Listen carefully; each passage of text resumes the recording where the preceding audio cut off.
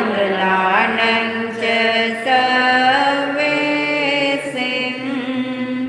परमं हवै मङ्गलम्।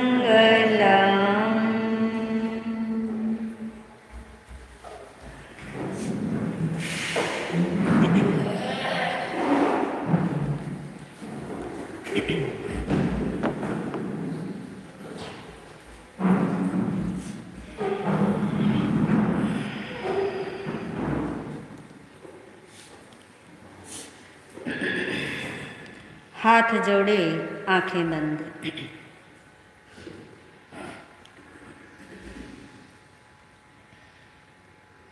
भगवान महावीर निर्वाण कल्याणक महोत्सव का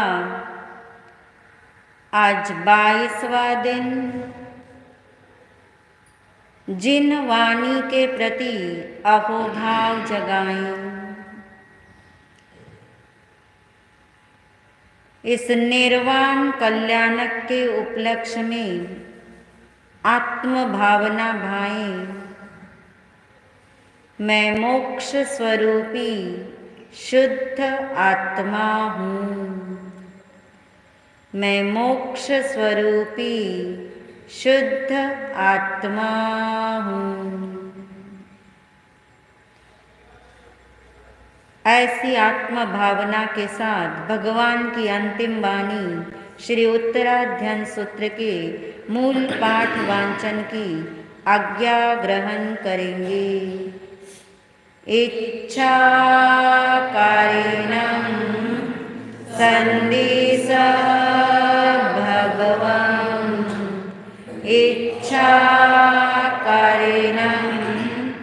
सन्दिशः भगवान्। इच्छाकारिणं सन्दिशः भगवान्।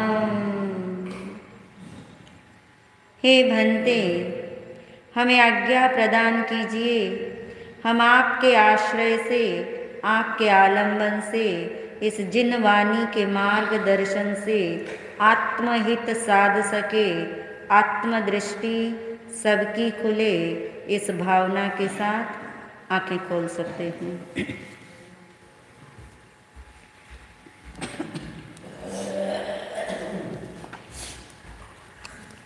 श्री उत्तराध्यान सूत्र का आज 22वां अध्ययन।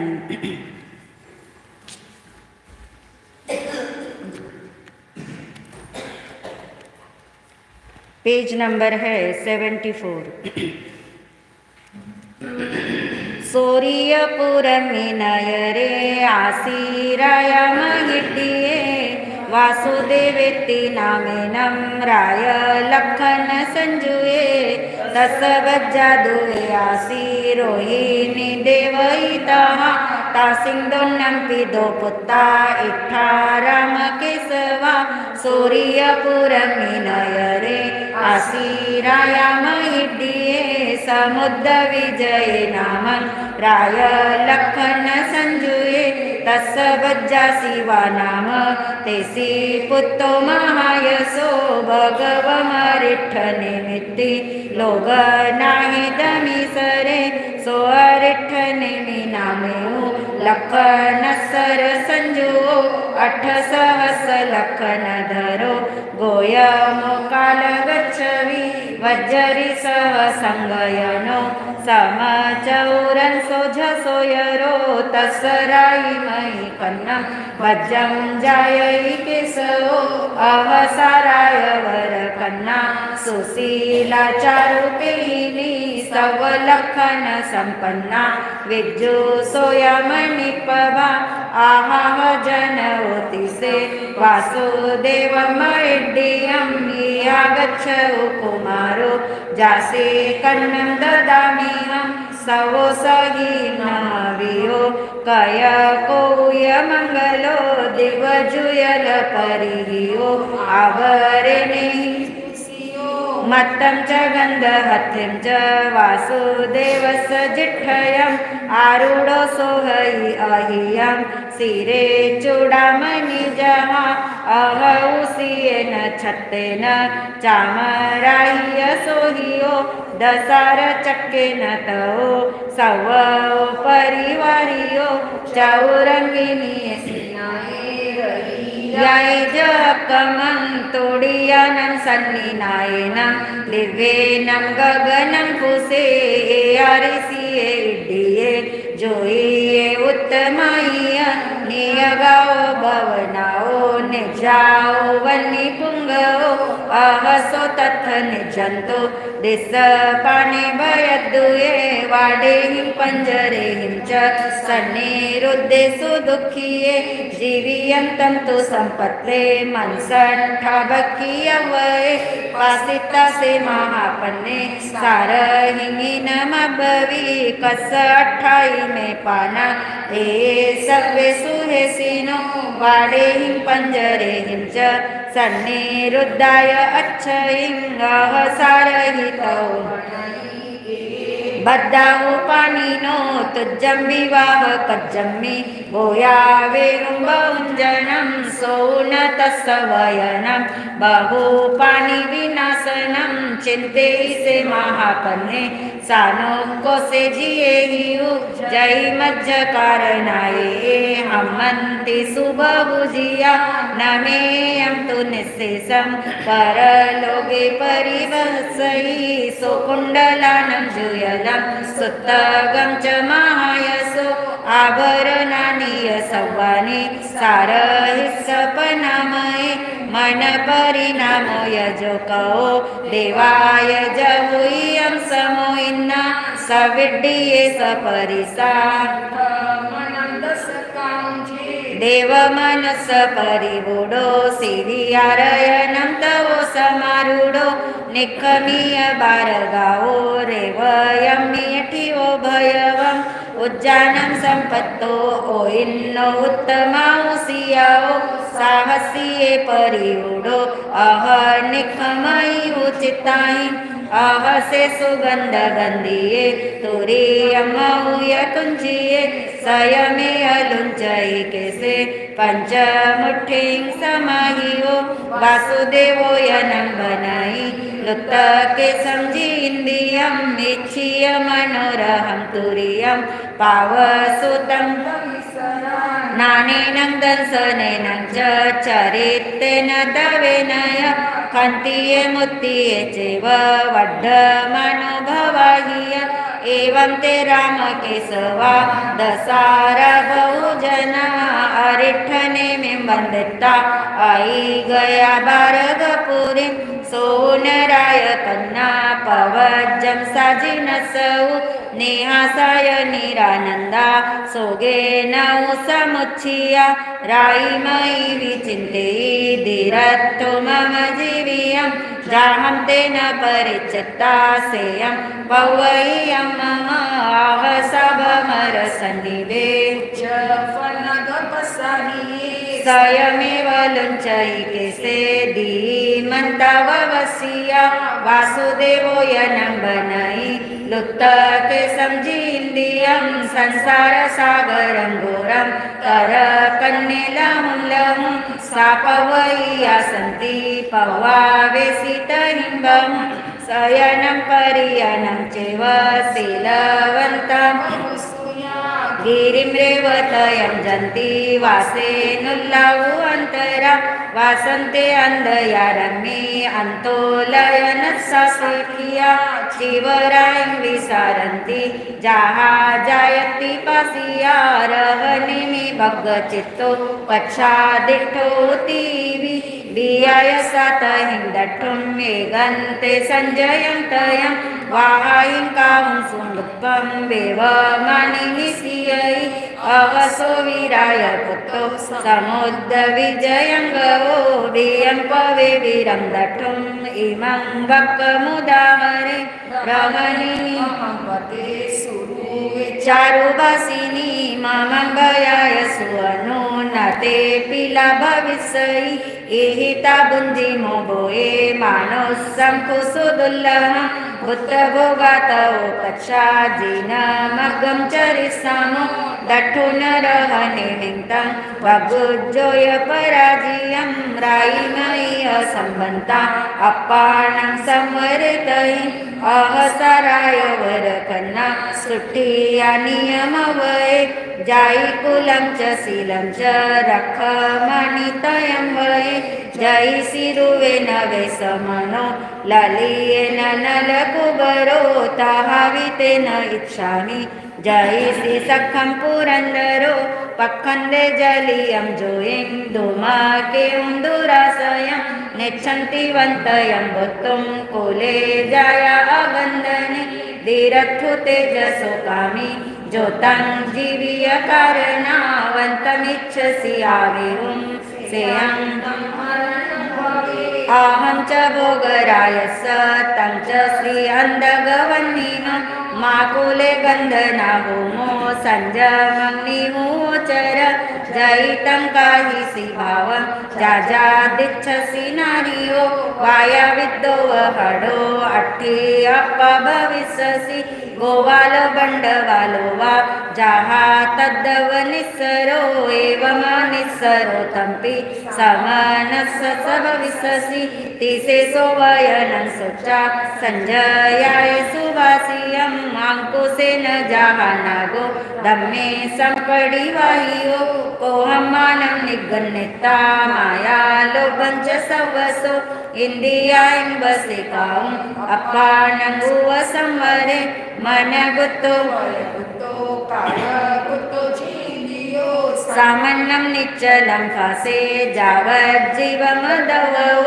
उग्गं तवं चरितानं जायादोन्निविकेवली सच्चं कमं खवितानं सिद्धिं पदमनुत्तरम् एवं करेन्ति सम्बुद्धा पण्डियापवियखना विनियट्टन्ति भोगेषु जहासे पुरी सुत्तमोतिबे।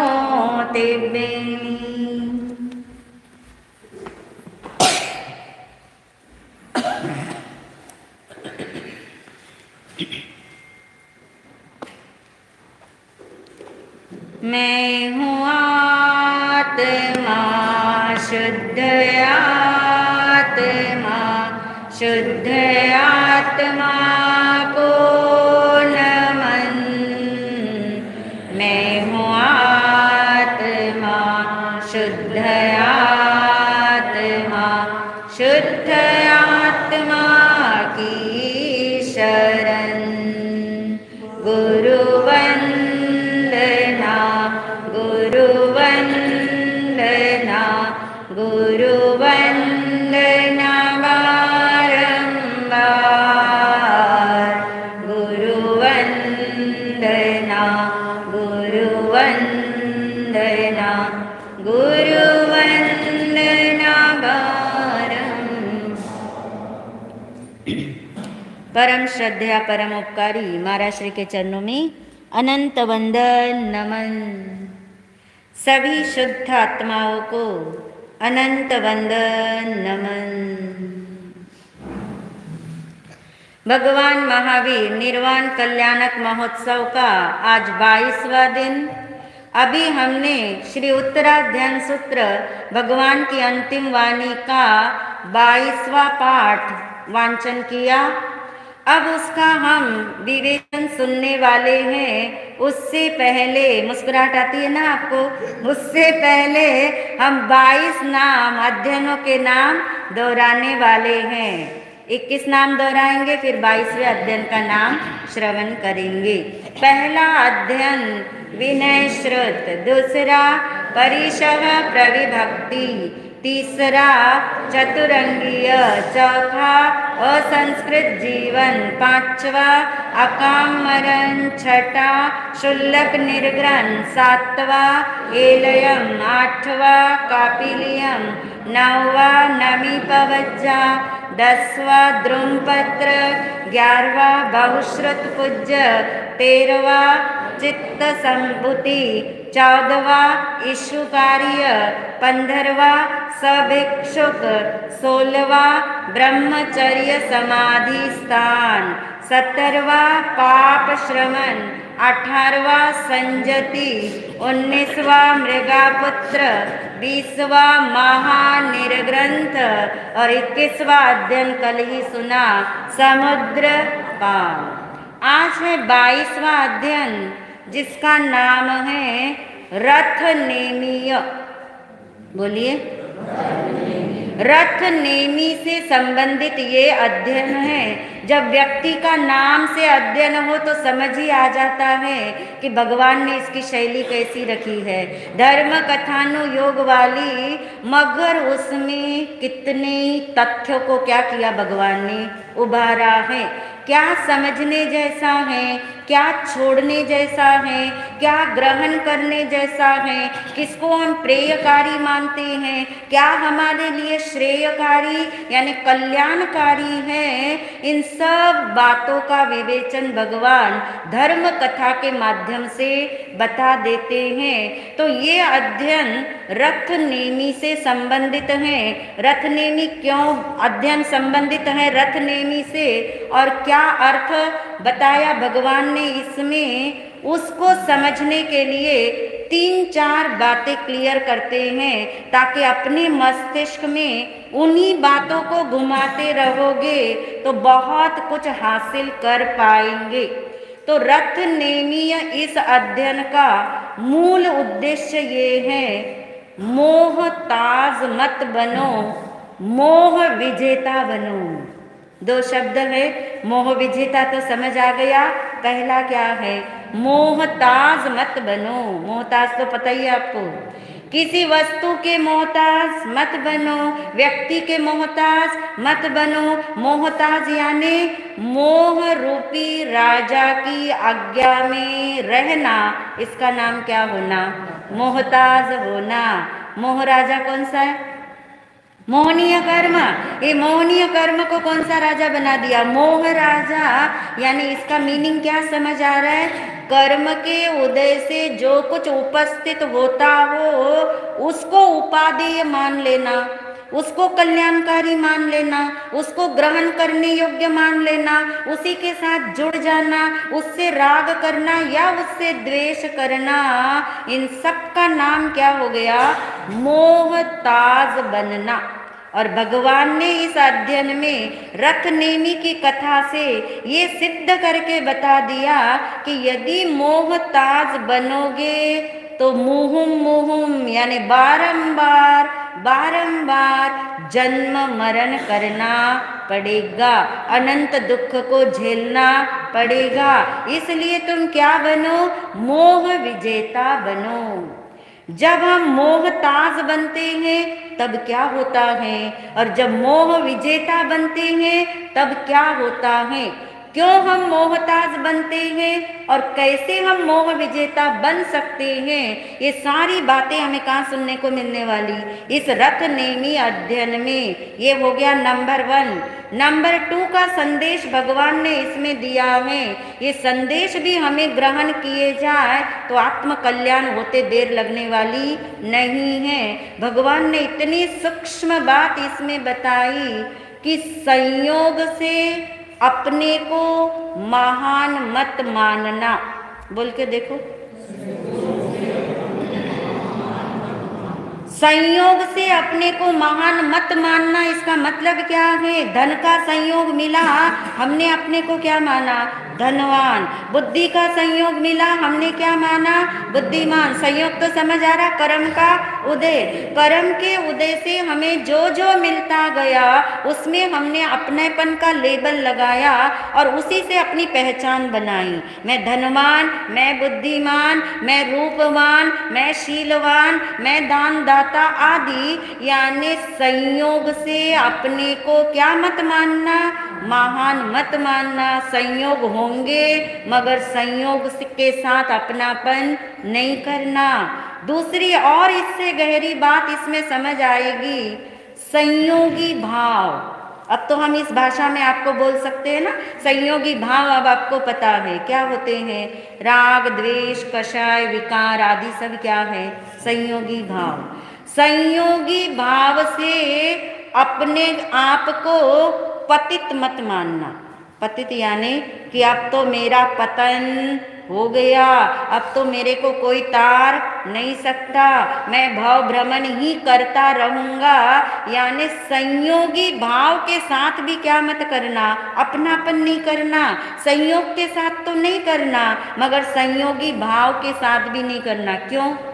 क्योंकि भाव आते हैं, भाव जाते हैं। जो आता है, जो जाता है, वो मैं नहीं हूँ। जो नहीं आता, जो कहीं नहीं जाता, वो कौन है, वो मैं हूँ। यानी अपने को स्वभाव से देखना शुरू करो, संयोगों से नहीं। संयोग से अपने को महान नहीं मानना।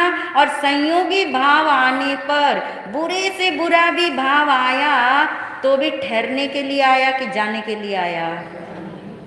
वो आपको पकड़ के बुरा बनाता है क्या? नहीं, उसमें कोई ताकत नहीं। वो आया है, जो आया है वो जाने के लिए ही आया है, मगर हम उसको पकड़ते हैं, उससे अपने आप को तौलते हैं, उसको पकड़ के पतित होते हैं। वो हमारी भूल है, मगर संयोगी भाव आपका कुछ नहीं बिगाड़ सकते। ये गहरा रहस्य इस अध्ययन में हमें समझना है। क्या समझना है, ये हम पहले इसलिए बताते हैं ताकि जो घटनाक्रम किसी को मालूम होगा, किसी को नहीं भी मालूम होगा, तो भी उस घटनाक्रम को सुनकर, जानकर अपने ऊपर क्या घटित करना है, उसके लिए ये तथ्य हमने पहले ही आपके समक्ष रख दिए। तीसरी बात और इसमें बताई गई कि 3 चीजें होती हैं। एक भाव होते हैं, एक क्रियाएं होती है। 2 से तो हमारा परिचय है। तीसरी चीज है अभिप्राय। अभिप्राय यानी मान्यता। अभिप्राय यानी अच्छी बुरी मान्यता, अच्छा बुरा अभिप्राय। कई बार आप बुरा वचन बोलते हो, कई बार आपको बुरा भाव आता है, मगर फिर आप सामने वाले को क्या बोलते हो, भाई मेरा अभिप्राय कैसा था, अच्छा था। यानी मैंने अच्छे के लिए तेरे साथ क्या किया, बुरा वचन बोला, तेरे लिए बुरा भाव रखा। यानी भाव और क्रियाएं बदलती रहती हैं। अभिप्राय को हम क्या करते हैं, पकड़ के रखते हैं। यदि अभिप्राय हमारा सही है तो रिजल्ट क्या आता है, सही। अभिप्राय हमारा गड़बड़ है और भाव हमारे अच्छे भी हो, क्रिया हमारी अच्छी भी हो, तो भी रिजल्ट अच्छा आता नहीं। इसकी भी गहराई इस अध्ययन में जानने को मिलेगी। यानी मूल बात समझने जैसी ये है कि जो आत्मा चारित्र मार्ग पे चलते हैं, संयम मार्ग पे चलते हैं, संयम मार्ग पे चलते हुए एक जैसे भाव नहीं रहते, पक्की बात है। एक जैसी क्रियाओं का पालन भी नहीं किया जा सकता। कोई कहे कि मेरे भाव अच्छे ही रहने चाहिए ता जिंदगी, तो पॉसिबल नहीं है।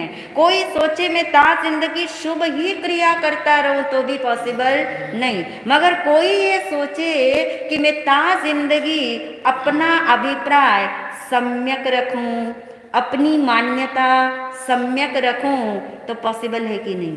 पॉसिबल है। वो आपके हाथ में है और वो 100% होता है, इसलिए आप कर पाते हो। तो ये 3 चीजों के अंदर भगवान कहते हैं भाव और क्रिया का संबंध किसके साथ है, कर्म के साथ है। अभिप्राय का संबंध भी कर्म के साथ है। तीनों का संबंध कर्म के साथ जुड़ा है, मोहनीय कर्म से जुड़ा है। तभी कहा मोहताज नहीं बनना। मोहनीय कर्म से जुड़ा है। 2 भाग कर दिए मोहनीय कर्म के, दर्शन मोहनीय और चारित्र मोहनीय। दर्शन मोहनीय का दूसरा नाम मिथ्यात्व भी है, यानी मिथ्या धारणा, मिसबिलीफ जो है वो अभिप्राय से संबंधित है। दर्शन मोहनीय के उदय से अभिप्राय मिथ्या होता है, और दर्शन मोहनीय का उदय मंद हो तो धीरे धीरे अभिप्राय सम्यक होता जाता है। और जब खत्म होगा दर्शन मोहनीय तो हमारी धारणा यानी सम्यक दर्शन फिर हो जाते हैं। मगर सम्यक दर्शन होने के बाद भी चारित्र मोहनीय खत्म नहीं हुआ। चारित्र मोह ये खत्म नहीं हुआ तो जो ये भाव और क्रिया का संबंध है वो किसके साथ है? चारित्र मोहनीय के साथ। चारित्र मोहनीय कर्म का उदय चलता रहेगा तब तक शुभ अशुभ भाव आते रहेंगे, शुभ अशुभ क्रियाएं चलती रहेंगी। चारित्र मोहनीय कब खत्म होगा पूरा के पूरा? जब केवल ज्ञान होगा। जब केवल ज्ञान जब तक ना हो तब तक अभिप्राय तो सम्यक हो चुका चौथे गुण स्थान में, मगर हमारे भाव और हमारी क्रिया उत्थान पतित होती रहती है। पर भगवान ने कहा यदि आपके भाव गिर जाए, यदि आपकी क्रियाएं शिथिल हो जाए, किस पे चलते हुए? मोक्ष मार्ग पे। जिन्होंने संयम अंगीकार किया, चारित्र का पालन कर रहे हैं, मगर भाव और क्रियाओं के अंदर उत्थान पतन होता रहता है, उतार चढ़ाव होता रहता है, तो भगवान ने कहा इससे आप भ्रष्ट नहीं होते। भ्रष्ट यानी आप पतित नहीं होते। और हम किससे पतित मानते अपने आप को? अरे बहुत भाव बुरे आ रहे, अब ये कठिन क्रिया मुझसे पाली नहीं जा रही तो मैं क्या हो गया? पतित। पतित कब कहलाएगा? दंसन भट्टा भट्टा चारित्र भट्टा नो भट्टा। जो चारित्र से भ्रष्ट हो जाए यानी शिथिलता आ जाए क्रियाओं में और भावों में भी शिथिलता यानी अशुभता दिखाई दे जाए, मगर जिसने अपना अभिप्राय नहीं बदला कि मैं शुद्ध आत्मा ही हूँ, चाहे मैं कड़क क्रियाओं का पालन कर सकूं कि ना कर सकूं, मैं अपने भावों को श्रेष्ठता दे सकूं कि ना दे सकूं, क्योंकि दोनों मेरे हाथ में है ही नहीं, वो तो उदय का प्रवाह है। मगर मान्यता यदि सम्यक है तो भगवान ने इस अध्ययन में ये सिद्ध करके बताया कि भाव गिरने के बाद भी फिर से उत्थान हो सकता है, और इतना उत्थान कि उसी जन्म में कहाँ चले जाते हैं? मोक्ष में। तो ये सारी बातें हमने इसमें फाइंड आउट करनी है। रथ नेमी के उदाहरण में अभिप्राय आपको पकड़ में आ रहे हैं, क्या क्या समझने जैसा है वो समझ में आ रहा, और लास्ट में इस अध्ययन में हम पाएंगे कि गिर भले जाओ मगर गिरे ही मत रहना। चलने वाला ही तो गिरेगा, जो चलेगा ही नहीं तो वो कैसे गिरेगा? गिरना बुरी बात नहीं है, मगर गिरे ही रहना, गिरने के बाद नहीं उठना, स्वयं नहीं उठ पाओ तो कोई बात नहीं, किसी के वचन सुन के भी आप क्या करते हो? उठते हो। ऐसे अमर शब्द इस अध्ययन में हैं, वो राजुलमती के शब्द हैं जो अमर शब्द हो गए जिन शासन में कि संयम मार्ग पे चलने वाली आत्मा की अगर क्रियाएं शिथिल हो जाए, यदि भावों में मंदता आ जाए, तो ये वचन उसको दोबारा से उत्थित कर देते हैं। तो ये सारी चीजें इस अध्ययन में भरी पड़ी, खजाना भरा हुआ। ये तो हमने आपको मोटा मोटा बताया, जितना हम याद रख सके और जितना हम ग्रहण कर सके। तो चले अब ये रथनेमी कौन है? सबको पता है रथनेमी के बारे में शायद। भगवान अरिष्टनेमी। कौन से तीर्थंकर? 22वें। इसी अवसर पे निकाल के 22वें तीर्थंकर भगवान अरिष्टनेमी जी के छोटे भाई कौन हैं? रथनेमी। कुल ये 4 भाई हैं, सतनेमी और दृढ़नेमी 2 और भाई हैं, मगर यहाँ ये पूरा अध्ययन अरिष्टनेमी भगवान से भी संबंधित है, राजुलमती से भी संबंधित है, मगर नामकरण किसके द्वारा किया गया? रथनेमी। क्योंकि ये बताना है भगवान को कि पतित होने के बाद भी उत्थान संभव कैसे होता है। इसलिए किसी को शिथिलता में देखो, क्रिया की या भावों की शिथिलता में, तो निंदा की तरफ नहीं जाना। पता नहीं कौन आत्मा कब जागृत हो जाए, संबद्ध हो जाए और अपनी आत्मा का क्या कर ले? कल्याण कर ले। तो ये रथ नेमी से संबंधित अध्ययन है। रथ नेमी के ही भावों का उत्थान और पतन के बाद उत्थान की ये कथा यहाँ बताई गई है। बात उस समय से शुरू की अध्ययन में कि भगवान अरिष्टनेमी, अभी अरिष्टनेमी भगवान बने नहीं थे, अरिष्टनेमी अभी कुमार थे, युवा अवस्था में थे। शादी की बात उनके श्री कृष्ण भाई है ना, उनके चचेरे भाई, उन्होंने ये बात चलाई सगाई हो गई किसके साथ? राजुलमती के साथ, राजीमती के साथ सगाई हो गई। मगर कोई जरूरी नहीं आप शादी करना चाहो और सगाई हो जाए, ये भी कोई जरूरी नहीं कि सगाई हो जाए और आपकी क्या हो जाए? शादी हो जाए। ये भी कोई जरूरी नहीं कि शादी हो जाए और आपकी शादी क्या रहे? टिकी रहे। या भरोसा तो किसी चीज का है ही नहीं। सगाई हो गई किसकी? अरिष्ट नेमी कुमार की सगाई हो गई, बारात भी चली गई, मगर शादी नहीं हो पाई। कथा का विस्तार आप जानते हैं। मूल हार्द मात्र इतना था कि वो अरिष्ट नेमी ने अपना रथ लौटा दिया था, जो रथ जाना था विवाह मंडप की तरफ और वो चला गया वैराग्य की तरफ, और मात्र निमित्त बना उसमें किसकी पुकार? पशुओं की पुकार। वो चित्कार, वो पुकार, वो करुण आवाज सुन के दिल दहल गया और पूछा गया उस सारथी से, और उसने बता दिया कि आपके विवाह में जो मांस भोजी हैं उनका आतिथ्य करने के लिए ये इंतजाम किया गया है। और अरिष्ट नेमी कुमार के मुख से एक वचन निकला कि एक की शादी और अनेक की बर्बादी, ऐसी शादी मुझे नहीं चाहिए। एक का विवाह और इतने लोगों की आह आह या इतने लोगों की वाह वाह, दोनों भी मुझे नहीं चाहिए। रथ लौटा दिया। वो आत्मा ही वैराग्यशील आत्मा थी, क्षायिक सम्यक दृष्टि आत्मा थी, तीर्थंकर बनने वाली आत्मा थी। ऐसा ही उनके जीवन में घटनाक्रम होना था। राजुलमती का और अरिष्ट नेमी का ये ऋणानुबंध 1 2 3 जन्मों से नहीं, कितने जन्मों से? 9 जन्मों से चला आ रहा है। और ये इनका शुभ ऋणानुबंध है। 1 साल तक वर्षी दान दिया अरिष्ट नेमी कुमार ने, और उसके बाद में गिरनार पर्वत पे चले गए, दीक्षित हो गए, साधना की, 54 डेज तक साधना की, केवल ज्ञान और केवल दर्शन पाया, तीर्थ की स्थापना की। किसने? अरिष्ट नेमी भगवान की बात चल रही। उन्होंने, अरिष्ट नेमी भगवान ने तीर्थ की स्थापना कर ली। और इधर देखिए अब राजुलमती जो कि सपने संजो के बैठी हुई हैं, कैसी उस समय की उसकी अवस्था होगी जब उसे ये पता लगा कि जो विवाह मंडप में आना था वो कहाँ चले गए, वो यहाँ से विदा हो गए। एकदम से वो बेहोश हो जाएगी, उसे होश नहीं रहा, मूर्छित हो गई वो।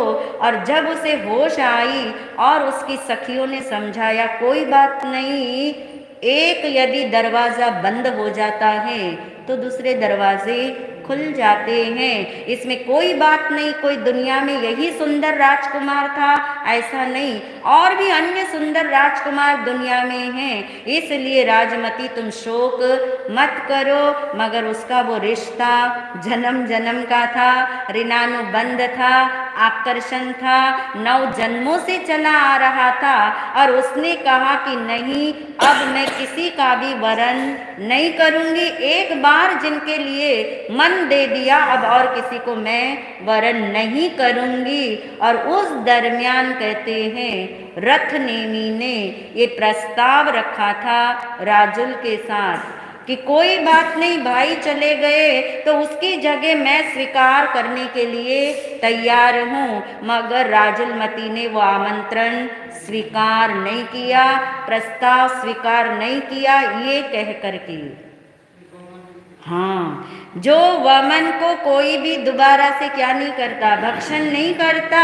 मैं तुम्हारे भाई के द्वारा वमित हूँ, त्यागी गई हूँ, इसलिए तुम कैसे ये सोच भी सकते हो कि मेरा क्या करना चाहो, स्वीकार। रथ नेमी को जो भी झटका लगा अंदर में, उसने भी सोचा मैंने ये बात सही नहीं की। और जैसे ही राजमती को उसकी सखियां समझाने लगी, उसने बहुत सुंदर बात बोली। उसने कहा कि मुझे अंदर से ये महसूस होता है, जिनके जिनके साथ ऋणानुबंध होते हैं उनको उनके लिए इंट्यूशन आने शुरू हो जाते, संकेत जिसे कहा जाता है। किसी को स्वप्न आते, किसी को बाहर में संकेत मिलते हैं। उसने कहा नहीं, मुझे आज सवेरे ही पता लग गया, मैंने ऐसा संकेत देखा कि एक व्यक्ति हाथी के ऊपर चला आ रहा है, मेरी ओर चला आ रहा था मगर मुझ तक नहीं पहुंच सका और मैंने उसको मेरू पर्वत पे चढ़ते हुए देखा और मैं सारी कथा समझ गई हूँ। अब मेरा भी रास्ता वही है, जहाँ इन्होंने जो तीर्थ की स्थापना की है अब मैं उसी राह पे जाऊंगी। और राजमती ने भी क्या ले ली? दीक्षा ले ली। रथ नेमी ने भी क्या ले ली? दीक्षा ले ली। यहाँ तक की कथा सबको पता है। इसके बाद एक दिन ऐसा संयोग घटित हुआ कि राजमती अपनी सारी साध्वी बहनों के साथ गिरनार पर्वत पे चढ़ रही थी। भगवान नेमिनाथ जी के दर्शन करने के लिए जा रहे थे और रास्ते में अनेक गुफाएं हैं। उन गुफाओं के अंदर कुछ कुछ साधु भी अपनी साधना के लिए बैठे हुए हैं। ऐसी ही एक गुफा में रथ नेमी भी अपनी साधना में तल्लीन है, आत्म भाव में, अंतरलीनता में बिल्कुल मस्त हुए हैं। और कहते प्रकृति की बात है, एकदम से बादल घिरे, बिजलियां चमकने लगी, मूसलाधार वर्षा हुई, चढ़ना मुश्किल हुआ, कहाँ आश्रय ले। सारी साध्वियां तितर बितर हो गई, जिसको जहाँ जगह मिली वहाँ चली गई। और राजीमती, संयोग की बात है, उसी गुफा में राजीमती ने प्रवेश लिया जहाँ पहले से ही कौन बैठे हैं? रत्नेमी को ये बात पता नहीं, राजुल को भी ये बात पता नहीं है। एकदम अंधेरा है गुफा में, पता कहाँ से लगे? कोई हाथ को हाथ भी ना दिखे, ऐसी गुफा में अंधेरा है। और कहते राजमती ने अपने आप को अकेला पाया, बारिश से भीगी हुई थी, इतने में बिजली का चमकारा हुआ और उस बिजली के चमकारे में रत्नेमी ने राजुल को देख लिया। राजुल ने, साध्वी राजुल ने साधु जी श्रमण किसको देख लिया? रत्नेमी को देख लिया। और कहते कोई वृत्ति ऐसी उछली, कोई भावधारा अंदर में ऐसी उछली, कर्म का उदय ऐसा उछला कि एकदम से मन डोलायमान हो गया। और मन डोलायमान होते ही उन्होंने फिर से आमंत्रित किया। किन्होंने?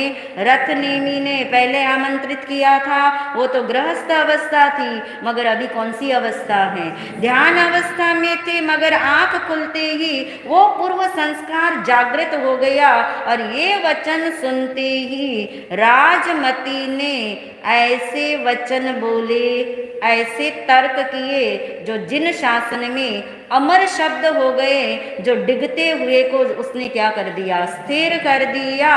और वो वचन ही इस अध्ययन का अंतिम सार है, जो ये बताते हैं कि उत्थान और पतन, उत्थान के बाद पतन हो जाए मगर पतित ही बने नहीं रहना।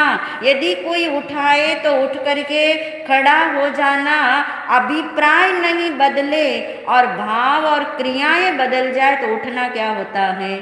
आसान। मगर अभिप्राय बदल जाए, अभिप्राय बदलना यानी अरे इसमें तो कोई सार ही नहीं जो हम कर रहे हैं। ये लोग कितने अच्छे हैं जो भोग भोगते हैं, जो संसार में रहते हैं, जो शादी करते हैं, आदि आदि। ये अभिप्राय यदि बदल गया फिर उसको कोई उठा नहीं सकता।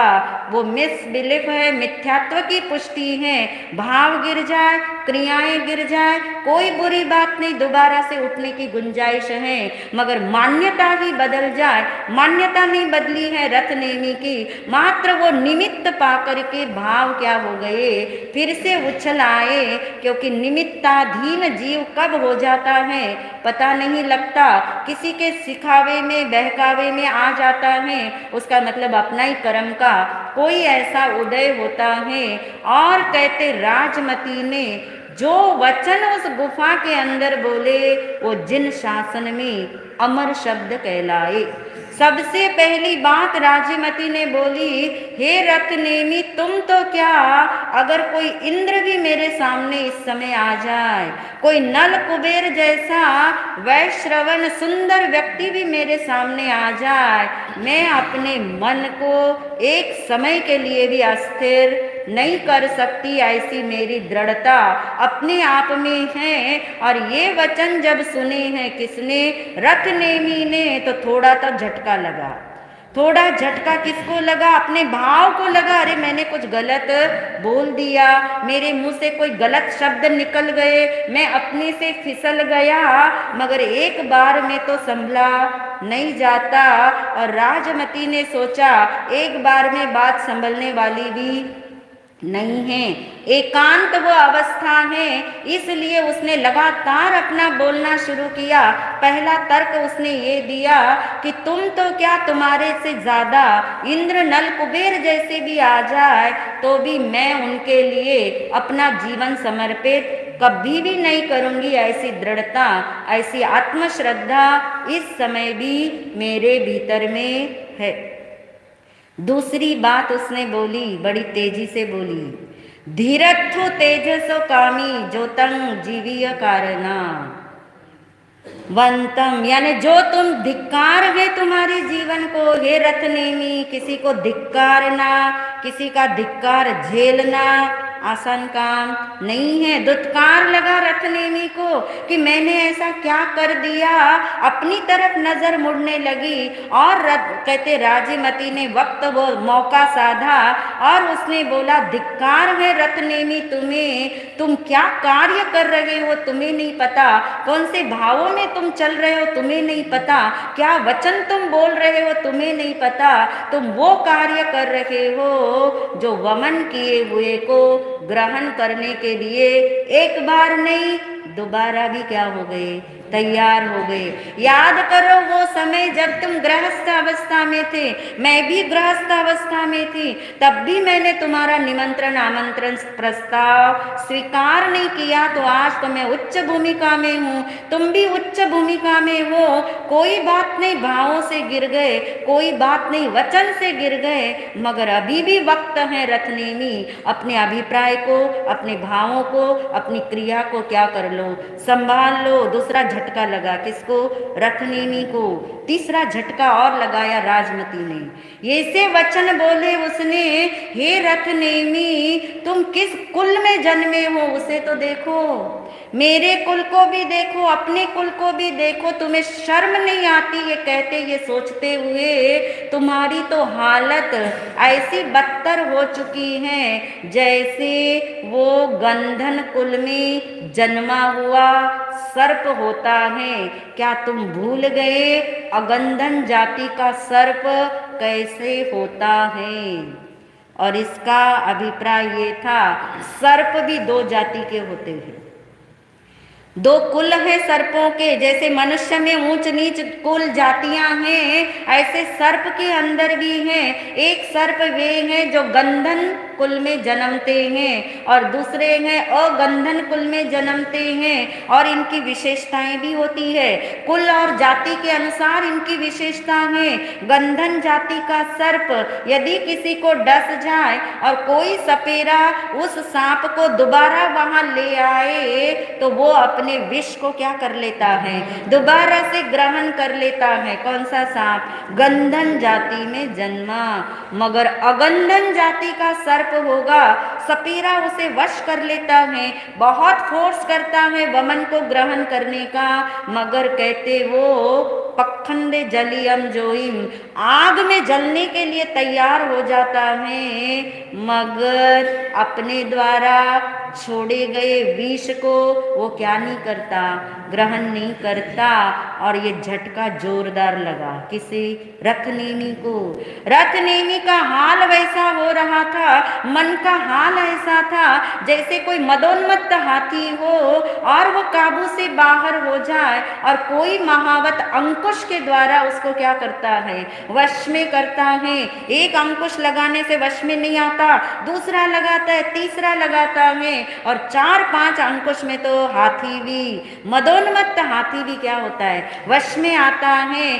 तीसरा झटका जब लगा रथ नेमी को, स्थिरता आई अंदर में, मगर राज्यमती ने अभी भी नहीं छोड़ा।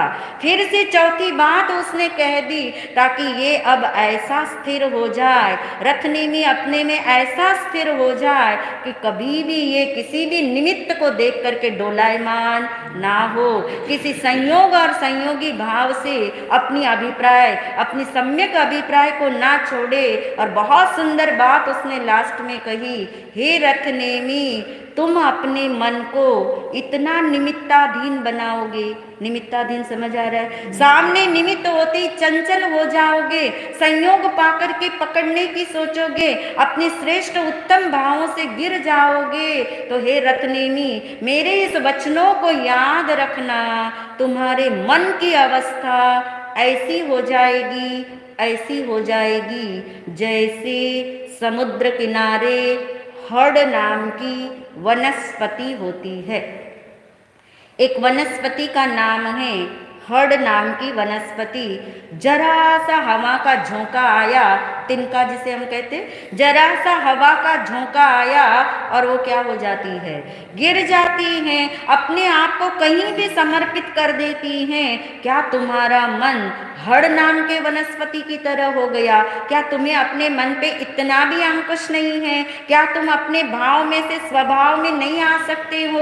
ये भाव तो आनी जानी चीज है। क्या तुमने अपने अभिप्राय की चेकिंग की है या नहीं की? और इतना सुनते ही कहते हैं रथ नेमी अंतरलीन हो गए, उनका मन स्थिर हो गया, क्षमा याचना का भाव भीतर में जागा। और कहते हैं उस रथ नेमी के भीतर में ऐसा ही भाव जैसे उस कोई महावत उस मदोन्मत्त हाथी को अंकुश के द्वारा ठीक कर देता है, वश में कर लेता है, ऐसे ही रथ नेमी का मन अपने वश में हो गया, वे स्थिर हो गए, अंतरलीन हो गए। राजमती वहां से चली गई, बारिश समाप्त हो गई, बाहर का वातावरण बदला, अंदर का भी बदला। वो गिरनार पर्वत पे चढ़ गई। रथ नेमी अब ना कहीं चढ़े, ना कहीं गए, ना भावों से गिरे, ना कहीं क्रियाओं से गिरे, इससे अंतरलीन हो गए कि यही रथ नेमी चरम शरीरी जीव थे। उसी जन्म में केवल ज्ञान, केवल दर्शन प्राप्त कर मोक्ष में गए। ओम शांति।